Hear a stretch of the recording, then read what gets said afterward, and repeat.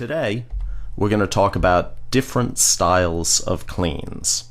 We're going to go through and look at the Olympic or vertical style clean, the hard style clean, and the competition style clean. Let's start with the Olympic or vertical style clean.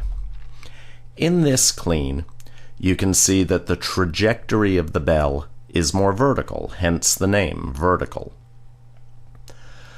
It can also be called the Olympic style because you'll see when the bell is received in the rack position up by the shoulder, the knees bend to absorb. We meet the bell halfway. We pull it up and then we get under it. Pull it up and then get under it. This clean satisfies all the conditions of safety, relevance, and effectiveness. It's particularly relevant because it teaches us to absorb force. Additionally, we can change the tempo to make the velocity of the bell as fast as possible. It's effective depending on the weight, sets, reps, rest intervals, and tempo.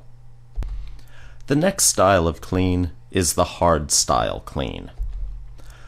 The hard style clean still has a vertical trajectory of the bell, the main difference being that when the bell is received in the rack position, the knees are straight.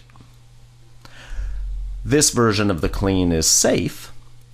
It's relevant, although hardstyle was said to be developed for people performing a specific martial art. Therefore, it was designed to be relevant for that specific martial art and not necessarily for general conditioning. It's not teaching the skill of absorbing force. It can be effective depending on the tempo, rest, sets, and load that are used while performing the clean, in addition to where it's located in a particular training session and in the overall program design.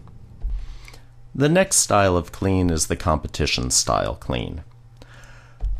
The competition style clean uses more of a hip hinging action.